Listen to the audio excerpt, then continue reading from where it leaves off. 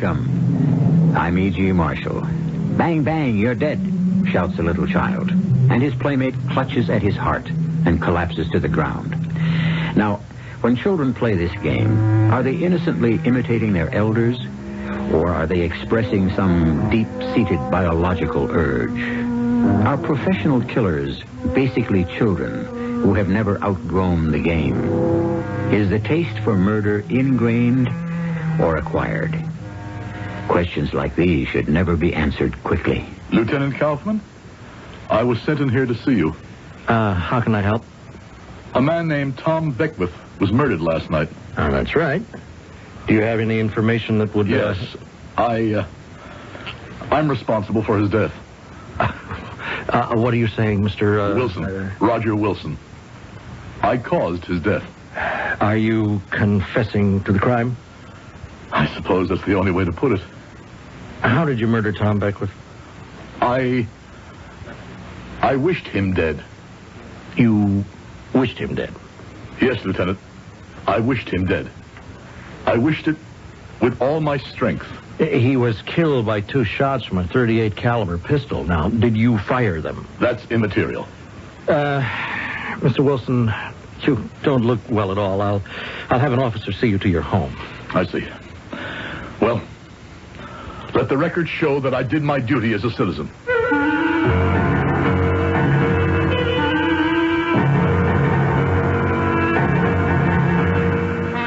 Our mystery drama, The Transformer, was written especially for the Mystery Theater by Sam Dan and stars Howard Da Silva.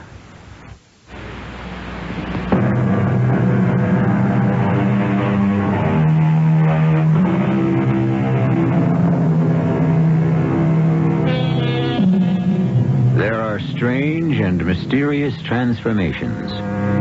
Life changes from one shape, one form, yes, one existence, to another. What were we before? Were you always the same? Have you always harbored the same hopes, ideas, ambitions? Suppose the person you were 10 years ago should meet the person you are today. Would it be a happy meeting? Let us meet Roger Wilson. Roger Wilson, 42 years of age, just beginning to lose hair and gain weight. Roger Wilson, who has already accepted the fact that while he will not set the world on fire, he will at least bask in a cheery, comfortable glow. Roger?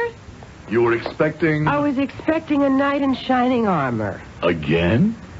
Well, I thought I showed up 15 years ago. Why didn't you call from the airport in Chicago and tell me which flight you'd be on so I'd know what to do about dinner? The only thing you have to do about dinner tonight is eat it. Get your coat. Which one? The mink. Oh, which client are we supposed to impress tonight? Tonight?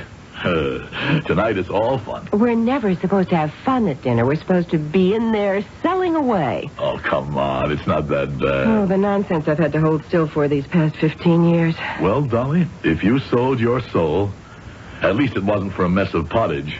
It's been first class all the way. Whose ego do I have to flatter tonight? Tonight, you're going to meet the greatest guy in all the world. All right, I'll laugh at his jokes. After all, he's a client. He's not a client. He's not. You'll be crazy about Chappie. Chappie? Beryl Spencer Chapman. Beryl? Well, you know, some people's parents have absolutely no sense of the fitness of things. They named his sister Sam.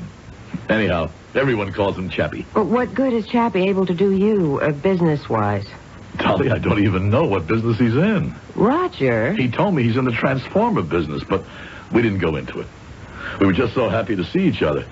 It's going to be 25 years. A quarter of a century. Where did it go? Don't ask me. There we were, 2 kids in Korea. And suddenly, it's all these years later. I guess that's life. And I guess this is going to be one of your nights for deep philosophical statements, There I am in the passenger lounge at O'Hare Airport in Chicago. I'm looking at this guy, and he's looking at me. And suddenly I yell out, Chappie! Just the exact same split second he hollers, Roger! How would you feel if your aunt was somebody you knew 25 years ago? I can't think of anybody I knew 25 years ago that I'd care to see today. He hadn't changed a bit. Well, where is this legendary Chappie? Where? If he was such a great buddy, why didn't you bring him home? He has this business meeting at 6:15. That's why he came here. If he has a meeting at 6:15, how can he have dinner with us? What are you talking about? A man comes all the way into New York for an evening meeting and it doesn't include dinner? Well, what's so radical about that? Well, you could never treat a client like that and get away with it. Well, maybe he's the client. Anyhow, he's going to meet us in Luigi's at 6:45. You mean he came all the way to New York for a meeting that will hardly last a half hour? He's a man of very few words. Oh, really? Well, that should be quite refreshing.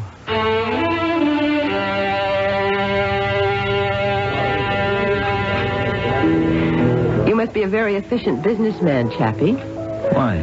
Well, I'm simply amazed at how quickly you're able to conclude a business meeting. Are you? When Roger gets involved in these things, they can go on for hours, even days. Do they? I can never get Dolly to understand there's so much to talk about. How do you avoid all that talk, Chappie? Well, what's to talk about?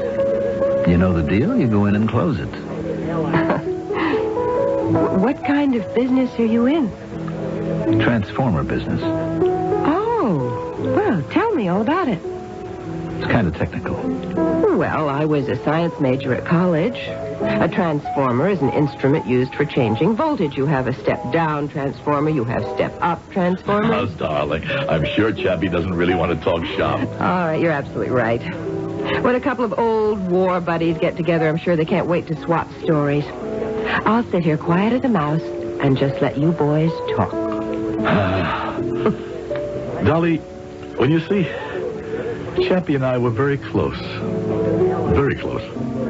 And one of the reasons we got along so well was because we could just sit there in that foxhole for hours and just say nothing. How could you just sit there for hours and say nothing? Well, sometimes by saying nothing, you say everything. How about dessert? Nothing for me. Cheesecake.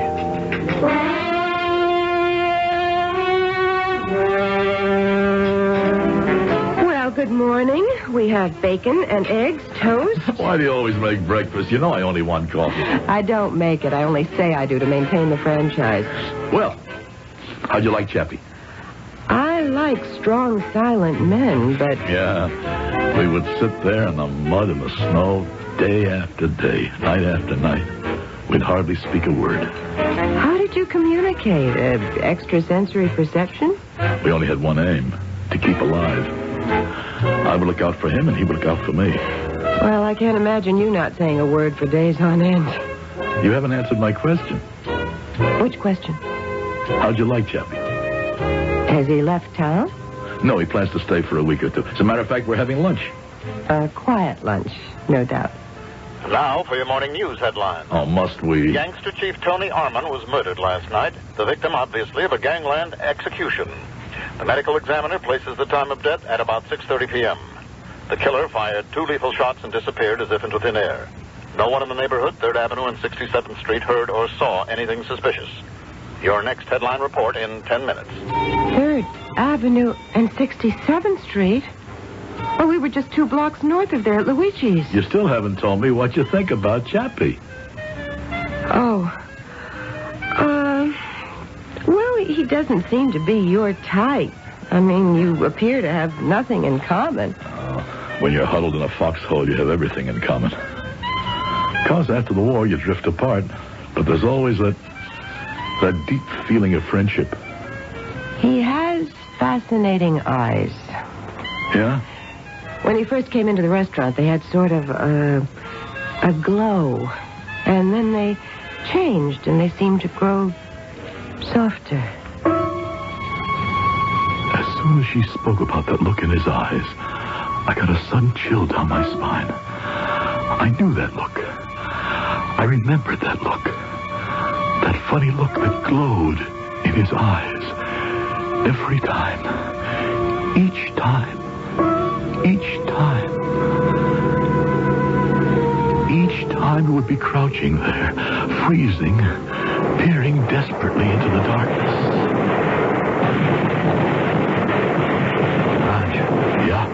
hear something? Yeah. Yeah, Chappie. Something's moving. Where?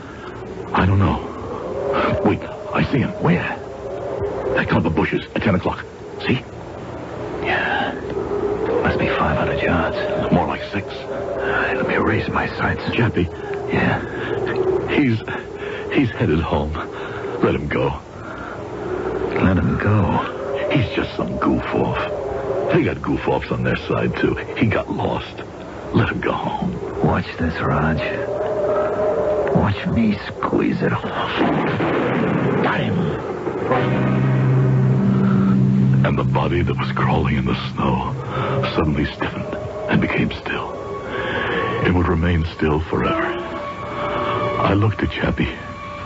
He was breathing very slowly through his mouth. And there was that look. The look I can neither explain nor describe in his eyes.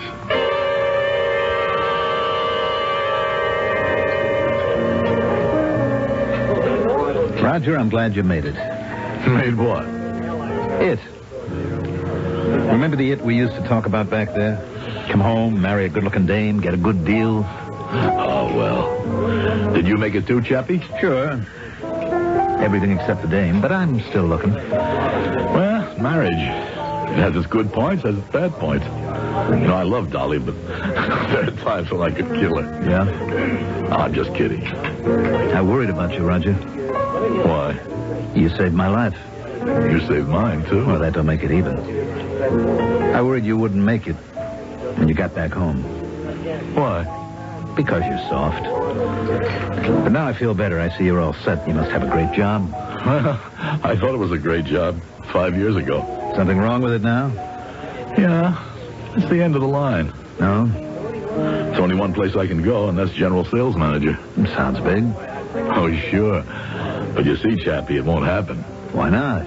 You've got the stuff. I've also got a problem. His name is Tom Beckwith. Tom Beckwith? Thomas Eldon Beckwith, Jr. Why is he a problem? Well, he's alive. Yeah? Well, you see, Chappie, he happens to be my age, and so I kind of stuck out on a siding with no way of getting switched onto the main line. I see. Well, I won't starve exactly. How's the transformer business? Chappie? Hmm? Oh, what time you got? That's about 1:15. You know, I just remembered I got to see a guy. Let me have the check. Huh? No, Come on. It's my party.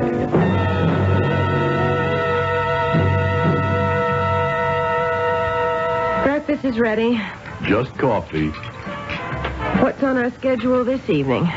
Well, Chappie wants to take us to dinner. Ah, another restful evening. He wants to celebrate. Celebrate what? Well, he called me at the office late yesterday afternoon. He said he expected to make a killing. A killing in Transformers? Sounds fascinating. Now, you don't like Chappie. Admit it. I didn't at first, but he kind of grows on you. Time for another morning headline. Good news, Harry himself. Electronics company executive Thomas Eldon Beckwith, Jr.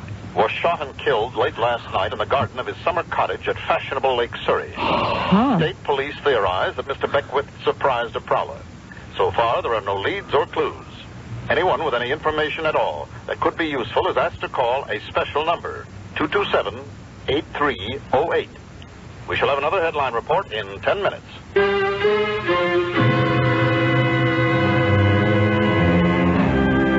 No doubt he will.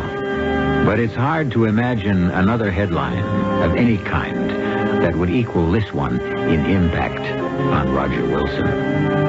Well, what do we have here? Is Chappie a professional killer, or is it all coincidence? Don't downgrade coincidence. Better still, don't do anything. Just wait here for a few moments, and I shall return with Act 2.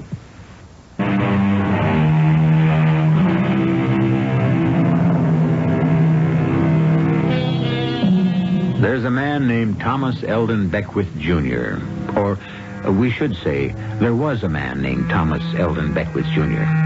We never met Mr. Beckwith, and, of course, now, we never will. The late Mr. Beckwith happened to stand in the way of Roger Wilson's promotion. Roger casually mentioned this fact to his old Army buddy, Chappie. Thomas Eldon Beckwith, Jr. was shot to death last night. Are we dealing here with cause and effect? Tommy Beckwith.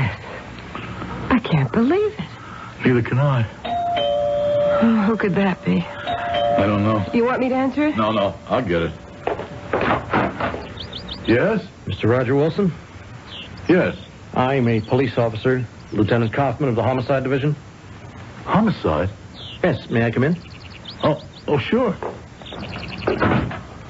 My wife, Mrs. Wilson. Tully, this is Lieutenant, Kaufman. Will you have a cup of coffee, Lieutenant? No, thank you. We just heard about Tom Beckwith's death. It was on the radio. Oh, I suppose that's why you're here. Yes. Well, what do you want to ask me? Did Mr. Beckwith have any enemies that you know of? Well, I thought the radio said he was killed by a prowler. Well, he may have been, but a prowler would have robbed him. He was still wearing an expensive ring and a gold watch, and he had $200 in his pocket. Oh. Well, the prowler might have been frightened by the killing and ran away without... Yes, that's quite possible, Mr. Wilson. Anything's possible. That's why we're following every line of approach. Oh, well, what can I tell you? And you could answer my question. Did he have any enemies? Tom? No. No. So why do I say that? You see, I really didn't know Tom very well. Well, you worked with him for over 15 years. Well, we knew each other at the office. We didn't socialize too much, did we, Dolly? No. I knew very little about his personal life. Well, had Mr. Beckwith been behaving in a way that might be considered unusual lately? No. Oh, I don't think so. Yeah, well, do you know anyone who stands to benefit by his death? No, I couldn't say. Yeah. Well, I understand you would. Me? Yes. Some of the people I spoke to at your office tell me that you're next in line for his job. Oh, well, that doesn't mean I killed him, does it? No, not at all. Then you just as good accuse me. Well, no. I made no accusation. Well, then what are you talking about? Mr. Wilson, we can travel down one of two ways. Now, we can assume he was killed by a prowler. Now, this then becomes a random murder, which has nothing to do with the personal life of Mr. Beckwith. He was killed because of where he was. Or we can say he was killed because he happened to be Thomas Eldon Beckwith, Jr. Now, this means he was killed because of who he was. Now, do you follow me? Yes, I think so. So, we're asking questions, exploring possibilities, no matter how far out they may seem. And I would like you to help. How? Well, just don't inhibit your thinking. Let your mind travel. If you have any kind of suspicion, any kind of supposition, no matter how far-fetched, don't be afraid to mention it. All right. Good. Now, here, please take this card. It has my number on it. And if anything occurs to you... Okay. All right. That's all for now. Well, thank you for your time, Mr. Wilson. Mrs. Wilson. Goodbye, Lieutenant. Oh, no, don't bother. I can let myself in.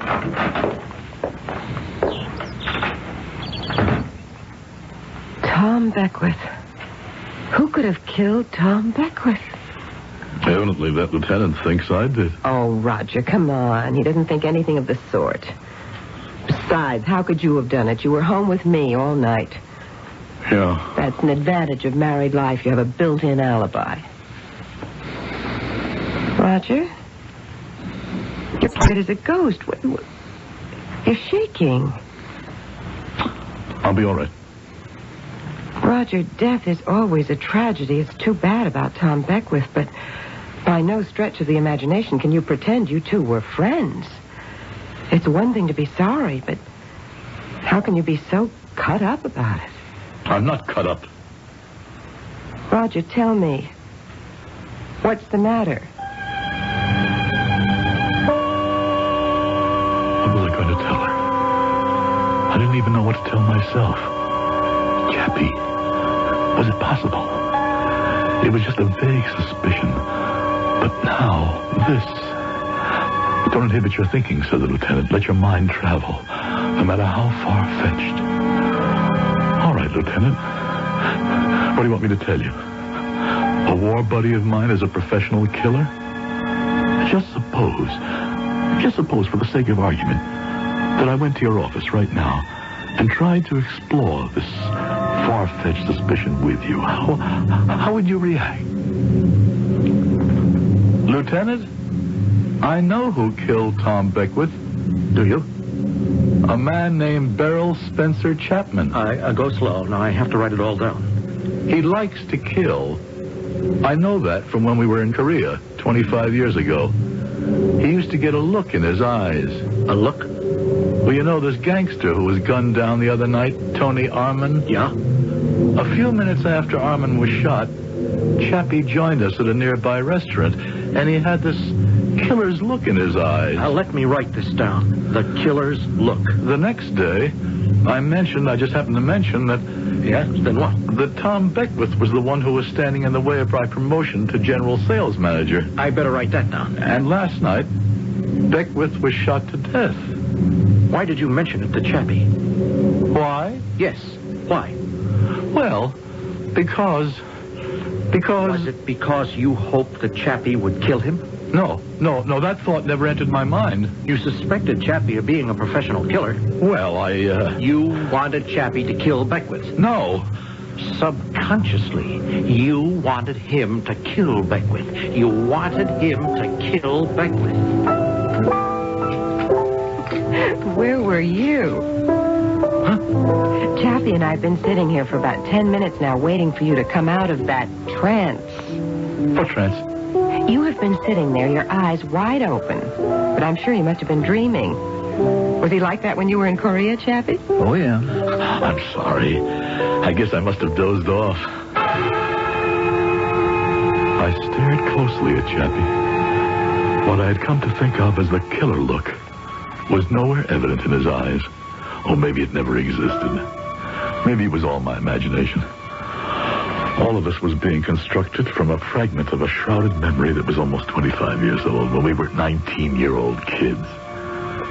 Chappie, the smiling, happy, quiet man, a killer? No, I'm sure he isn't. Even Dolly likes him. Dolly has an instinct for people. If Chappie were evil, Dolly would automatically shy away from him.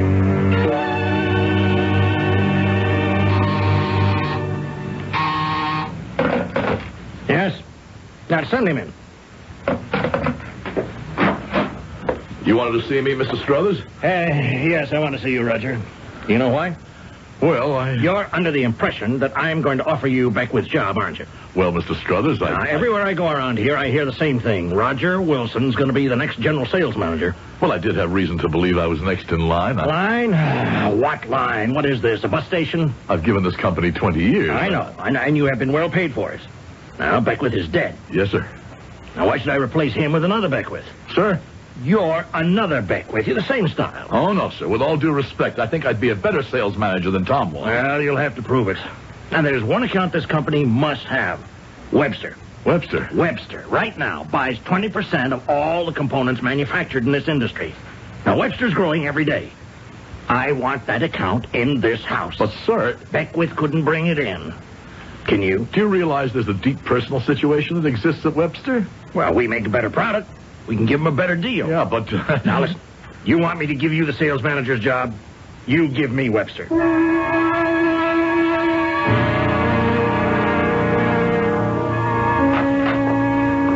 Say, what is this? Darling, it's your victory celebration. Candlelight, silver, champagne. Victory. Your appointment to general sales manager calls for a very special dinner.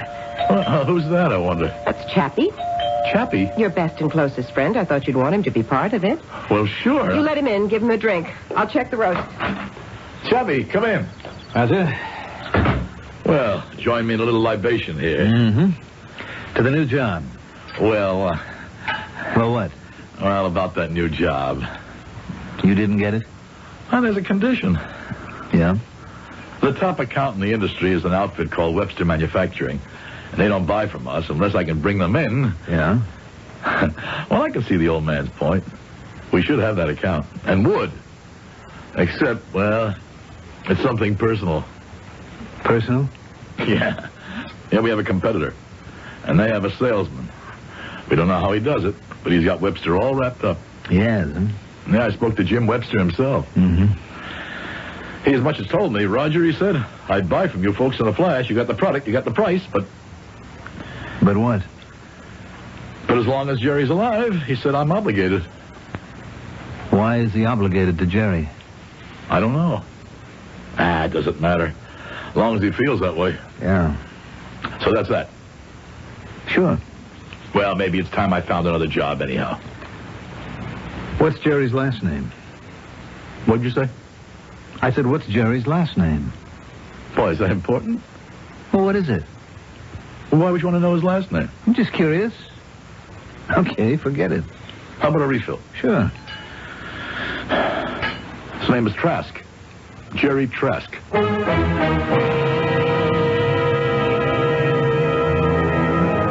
Jerry Trask. A name suddenly surfaces. Is Mr. Trask about to meet with a violent end? Well, who among us can guarantee tomorrow? But this does not seem to be a happy time for those people who stand in the way of our friend Roger Wilson. Is war buddy Chappie expressing professional curiosity? Indeed, is he even a professional? Well, we usually answer these questions in Act 3, which I shall bring you in just a few moments.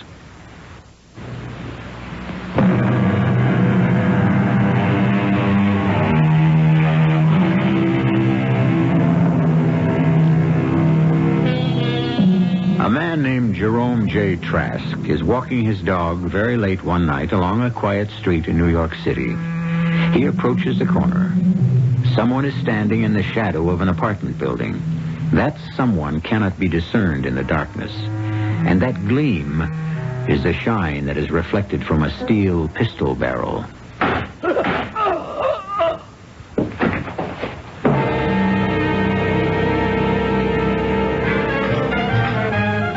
More coffee? No, this is fine. What'd you say? Oh, let's turn this thing off so we can hear ourselves talk. No, leave it on. Why? I want to hear the morning headlines. I can't imagine what for. They're always so depressing. It's always some murder. Roger? Something wrong? No, Are you sure? nothing's wrong. Why do you insist? It's just that you seem to be so nervous this morning. I'm not nervous. Did Chappie enjoy dinner last night? Sure. I mean, I think so. Why do you ask? Well, he left early. Why, do you suppose? Now, your morning news headline. Well, here he is again, doleful Is Donald. our city in for a wave of random murders? Is a mad killer loose in the streets? Early this morning, another senseless shooting, another tragic death. Just before dawn, Jerome J. Trask, 37, was shot to death as he was walking his dog along East End Avenue and 77th Street. At this moment, police are unable to supply further details. We shall return in 10 minutes with your next headline report. Well, another morning, another murder. Roger? You know, lately you've been getting a funny look on your face. What kind of funny look? Just kind of funny and far away, as if you're not with us. You just kind of disappear. What do you mean, disappear? You sit there and you give the impression that you're off somewhere in another time or another place. I just had some things to think about. Some very puzzling things. Like what? Like, I'm not even sure I know. Well, you're a fountain of information. Did you call in and get us a starting time? Starting time? At the club, we're playing golf this morning, you and I and Chappie. Golf? Oh, Roger, we spoke about it last night. Now that has to be Chappie. I'll get it. You pour him a cup of coffee. Hello, Chappie. Come on in. We probably won't tee off until after lunch. Roger forgot to get us a starting time. Was he this absent-minded in the Army? Sometimes.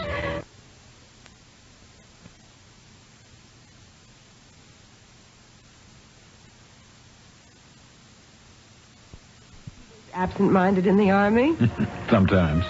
We were just talking about you, Chappie. I was hoping you had a good time last night. I did. It's just that you left so early. Oh, it was a business appointment. 10 o'clock at night? That's the transformer business. Transformer. That word hit a chord, struck a nerve, the way he said transformer. It was the way I had said transformer years ago in a foxhole in Korea. They were attacking us in force, and we were throwing everything we had at them. Okay, Jimmy, okay, you're wasting the taxpayers' money. There's nothing to hit out there anymore. They all went home. Got any water? Yeah. I get so thirsty after a firefight, I could just keep drinking for hours. All I've got is half a canteen. Honey, how many of them did you get, Raj? None. I just fired into the air. I counted 14. 14 definite. I saw him go down. It could have been more. You want to stand guard a while? I got to clean my rifle. Now? Rifle should be cleaned every time it's been fired. All right, go ahead. When's the last time you cleaned yours, Raj? Oh, let me see. I mean, just because nobody comes around for inspection, that doesn't mean that... Don't worry about me, Chappie. I gotta worry. You're my buddy, aren't you? What are you laughing at? Oh, nothing. Yeah?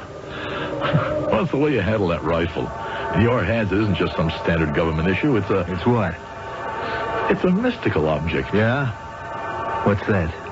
Well, let's say it's a kind of cosmic transformer. A transformer because it works like it works like cataclysmic transformation.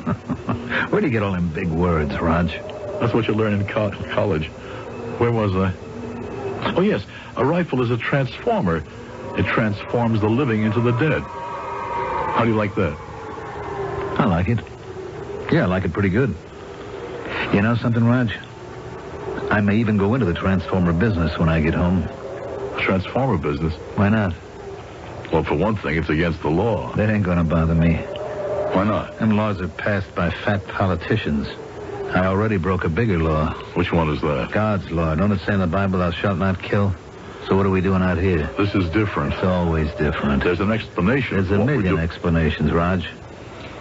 I figure I'm in bad already, so go all the way. All the way where? Here I've been killing people for the government for less than $200 a month. That's not the way to look at it. I know guys who pay better. A whole lot better. Yeah. Transformer business. You want to go in it with me when we get home? No, thanks. You see, Chappie, that's what I meant. He just disappears on us. What are you talking about? You were sitting there for over a minute with a blank look in your eyes, wasn't he, Chappie? Anybody mind if I have another glass of orange juice? Oh, help yourself. Must be very thirsty this morning. Yeah. I get that way sometimes.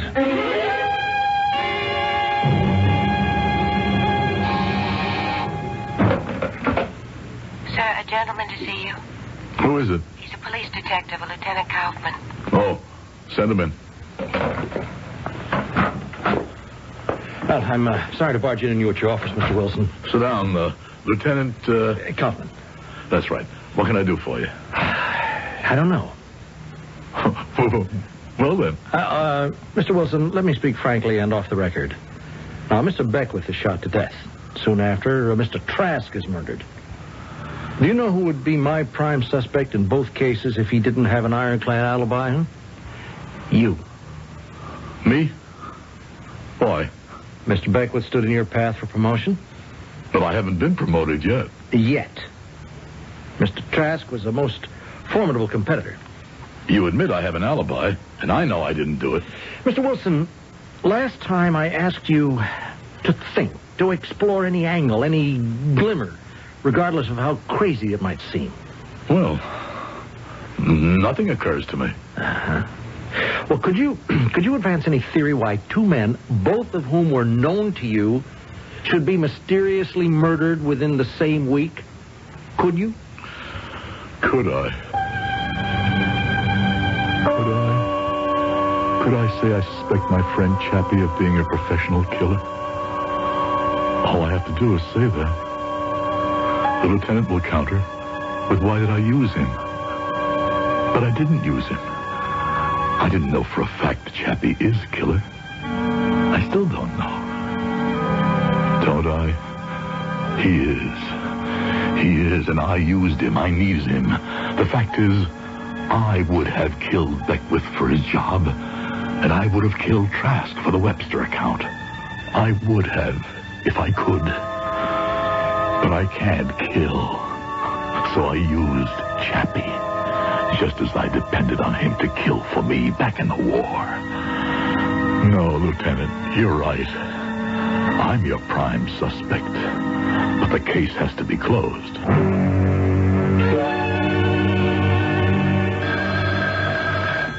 Excuse me, Lieutenant. Yes? Roger, what are you doing right now? I'm in a meeting, Mr. Struthers. Well, when you're finished, go outside in the corridor and see the new name that's being painted on what used to be Beckwith's store. Mr. Struthers. Webster called me personally. He told me that we were getting his business thanks to your efforts. He thinks very highly of you. Sir, I don't know how to thank you. Well, I know how you can thank me. Double our value. Well, Mr. Wilson? Huh? Does anything at all occur to you? No, Lieutenant. I'm sorry. I don't have the faintest idea why those two men could have been killed.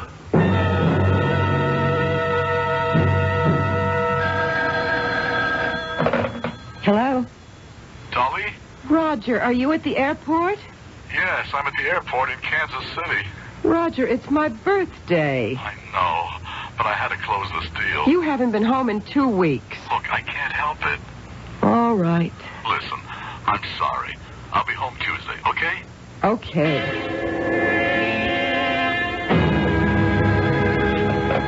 Hello? Dolly, Oh, what is it this time? it's kind of overcast here in Atlanta, and I can't get out tonight. Dolly? All right, Roger, where are you now? Roger. Oh, hello, Mr. Struthers. I'm glad I caught you before you left out. We have to get to the airport. Now? This minute. There's a bad problem in Denver. But tonight is my anniversary.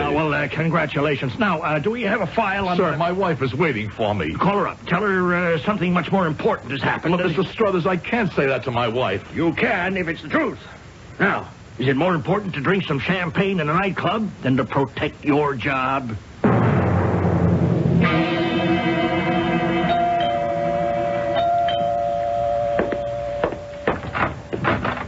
Oh, Chappie. Dolly? Come in. Well, sit down. Have a drink? Sure. Roger's due home from Denver at 6. Unless what? Unless he calls at the last minute and says he has to go somewhere else. Chappie, I don't know what I'd have done without you to keep me company. You know, Roger has changed. Yeah? It's as if some demon has possessed him. It's that job of his. That's all he lives for. He certainly doesn't care about me anymore. You know, there are times when... When what? I better not say it. You can say anything to me. Even to you. Go ahead. There are times when I would like to kill him. Yeah? Well, here I am. Hello, Dolly. Honey. Hello, Chappie. I'm glad you Yeah. could make it, Roger. You sure you don't have anything more important to do? Oh, come on, honey. You have to understand it. My job makes the Let's man. not start that again. You boys have a drink. I'll see about dinner. Sure. Yeah, she can knock the job, all right, but you'll notice she has no objection to all the money. She's changed, Chappie. She's not the same sweet, understanding kid I married. She gets me so mad, I wish... Yeah? Forget it. Sure? There were times I wish I could kill her.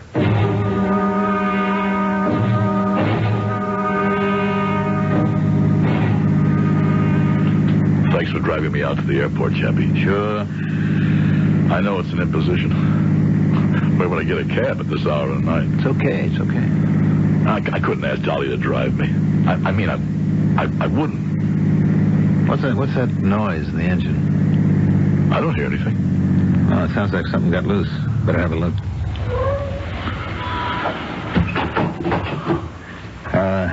You want to hold the flashlight? Do you know what to do? I mean, underneath that hood, it's all a mystery to me. Do you have any tools? I need one, too, Roger. I carry it with me all the time.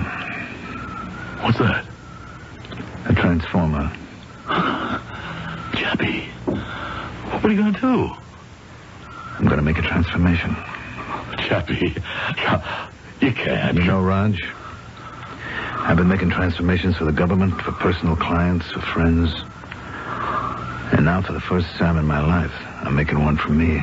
You're not going to kill me, Chappie. No, I'm just going to transform you. Why? Why? Because Dolly asked me to. But Dolly doesn't know. She knows. Like you knew. That's why you kept asking, didn't you, Raj? Asking me to transform those guys. But why? Why kill me? Because she needs this transformation to make her happy.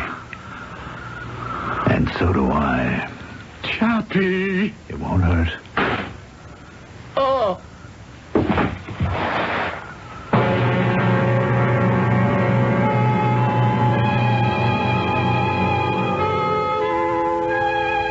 And that morning, there was another headline. And Lieutenant Kaufman of Homicide was even more puzzled than ever. His only comfort might be derived from the fact that sometimes bad things occur in a series of 3. And if he can't find the killer, at least there won't be any more of those particular killings. I don't know. It all depends on what Dolly's needs are. I'll be back shortly.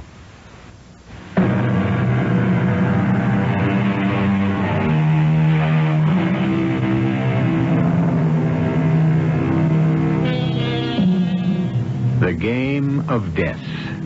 It begins innocently enough in childhood and progresses into more and more serious variations as we grow older.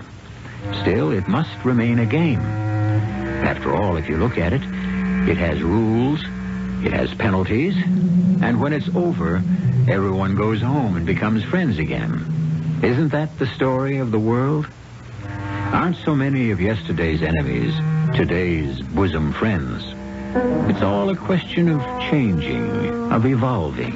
And it goes on all the time. Our cast included Howard Da Silva, Terry Keane, Mandel Kramer, and Earl Hammond. The entire production